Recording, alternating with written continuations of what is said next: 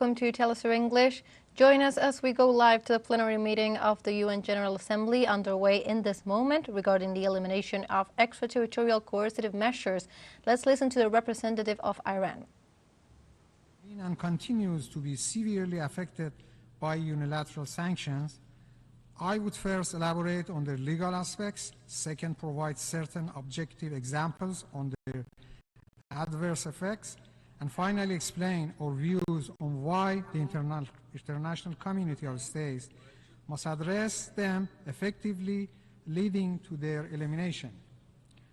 First, from legal perspective, imposition and application of the unilateral sanctions is a gross violation of the purposes and principles of the United Nations.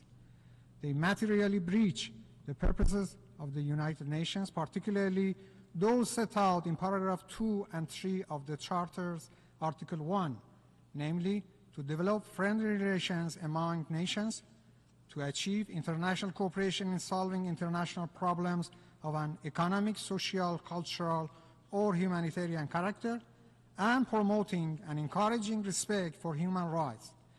Similarly, introduction and application of the unilateral sanctions is a flagrant violation of the principle of the United Nations, particularly those set forth in paragraph 1 and 2 of the Charter's Article 2.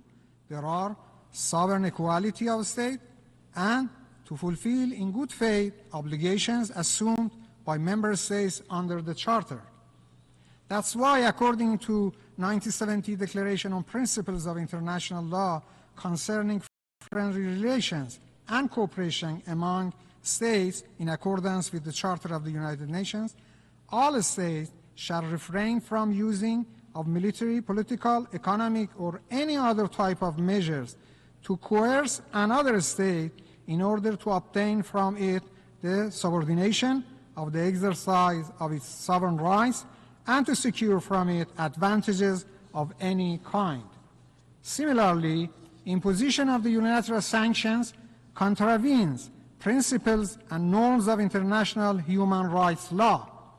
They violate Common Article 1 of the Twin Covenant on civil and political and economic, social, and cultural rights, according to which, I quote, "In no case may a people be deprived of its own means of subsistence," end of quote.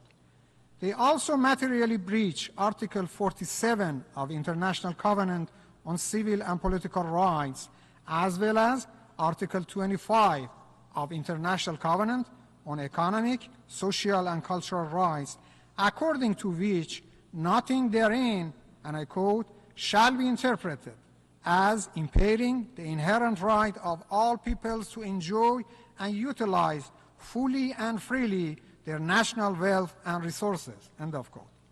Unilateral sanctions also contradicts the right of everyone to the enjoyment of the highest attainable standard of physical and mental health, as set out in Article 12.1 of International Covenant on Economic, Social, and Cultural Rights. Equally, unilateral sanctions violate the inherent right of every human being to life, as reaffirmed by Article 6.1 of the International Covenant on Civil and Political Rights, and no derogation therefrom is permitted according to its Article 4.2. While unilateral sanctions adversely affect and violate many other human rights, from right to work, to shelter, to decent environment, and to education, I suffice mentioning only the aforesaid examples. Mr. President, now I would like to provide a few objective examples of the detrimental effects of unilateral sanctions to illustrate the severity of their negative impact across various domains, including but not limited to the right to health, the right to development, right to education, right to welfare, and in general, the right to life of the targeted nations. 1. Patients with chronic diseases face severe shortages of life-saving medications due to restrictions on their import as a result of unilateral sanctions. Likewise, sanctions prevent the adequate import of medical equipment and hinder the proper functioning of hospitals and health care facilities. These shortages combined result in a significant increase in mortality rate among patients, particularly children, the elderly, and persons with disabilities. 2. In this context, I must refer to devastating impact of sanction on patients suffering from EB, a rare and debilitating skin disease. Why such patients need a specific bone dressing for treatment, unilateral sanctions extremely restrict the import of such dressings. This has not only exacerbated the suffering of the EB patients in my country, but also has resulted in a remarkable increase in mortality rate among EB patients. As we are approaching the anniversary of Saddam's 1987 attack on the Iranian city of Sardash with chemical weapons, I must also refer to the sufferings of the victims of chemical weapons as a result of the sanctions. Just one example among thousands is the dire need of a 43-year-old Iranian woman for a certain medicine. When she was wounded in Sardash with chemical agent, she was only 7 years old. To breathe normally, she needs a certain medicine that now cannot be imported because all possible ways are blocked by sanctions. Back in 1987, she was the victim of chemical agents provided to Saddam by Western countries, and now is the victim of sanctions imposed by the same Western states. Yet, such states continue to shed crocodile tears for the status of women in my country. As the Special Rapporteur on Unilateral Coercive Measures has highlighted, sanctions have adverse impacts on persons with disabilities as well as on those suffering from rare or severe diseases who are in need of sustained medical attention, who are the most vulnerable in the face of these unilateral sanctions. Her report emphasizes that such measures and the absence of adequate and sufficient medical assistance and treatment for persons with disabilities, as well as for patients with severe and rare diseases, resulted in growing mortality rate, reduced life expectancy, and deteriorated overall health conditions. Unilateral sanctions also stifle economic growth, hinder development projects, and deprive individuals of their means of subsistence, perpetuating poverty and inequality. Likewise, they increase mortality rates among vulnerable segments of society, including children, pregnant women, and elderly, due to the lack of access to basic necessities like food, medicine, and health care.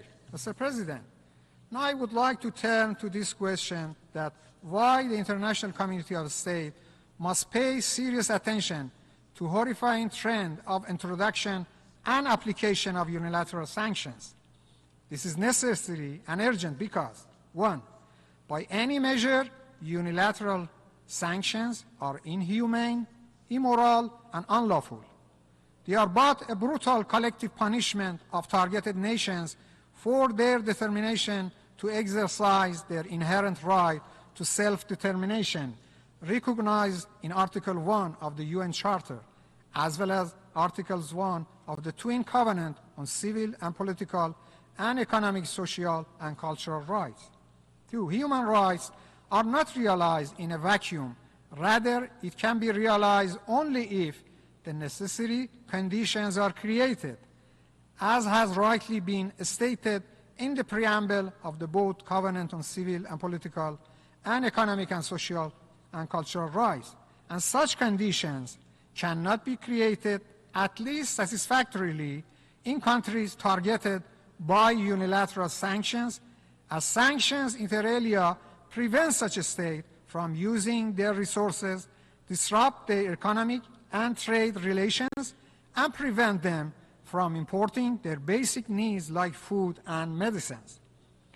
Countries introducing sanctions weaponize food, medicine, medical equipment, and alike to further their narrow national policies. Unilateral sanctions continue to destroy the fabrics of multilateralism, the United Nations at its center, seriously breach the letter and spirit of the United Nations Charter, reject cooperation, and foment confrontation, and instead of promoting friendly relations, cause hatred and hostility. All these alarming realities continue to undermine the very essence and spirit of this organization and its charter, which first and foremost are founded on such lofty values of inclusion, cooperation, peaceful coexistence, good neighborliness, solidarity, freedom, and justice. Unilateral sanctions are nothing but economic war and terrorism, restrict the access of targeted nations to essential goods and services, exacerbate economic hardship and poverty, undermine the well-being of civilians and ordinary people, perpetuate a cycle of poverty, inequality, and human sufferings. And the worst is that target the most vulnerable segments of targeted societies the most.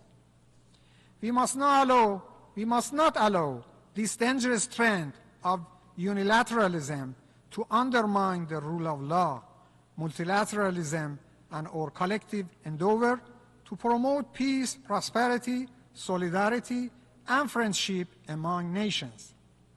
This is what we owe to the present and upcoming generations of our society. And if unchecked, the Western states who continue to race to the bottom on imposing more brutal sanctions on more nations will ultimately evolve unilateral sanctions to actual economic blockade against targeted state, the living example of which is the 70-year-old unlawful and inhuman blockade on the Gaza Strip by the Israeli regime, where Israel now is weaponizing food, water, medicine, and other life-saving aid needed by civilian population and uses starvation as a method of war. I must stress that despite the claims of Western states, there are no so-called, unquote, humanitarian exemption for sanction. Such a fake and hypocritical term is coined by the US and other Western states merely to purportedly hide the inhumane nature of their sanctions. These terms are but sheer lies and deceptions. In conclusion, Mr. President, I must stress that the international community of states must condemn and reject unilateral economic coercive measures. This is needed in support of promoting fundamental and inherent rights and well-being of our nation, the rule of law, inclusion, and true multilateralism. This indeed is a collective responsibility, and my delegation is prepared to actively contribute to the fulfillment of this responsibility. I thank you, Mr. President.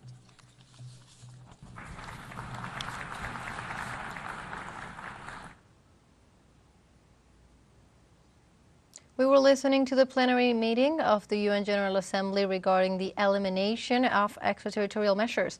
The representative of Iran highlighted the harm of such measures that weaponize food, medicine, and other basic supplies, going against the UN Charter.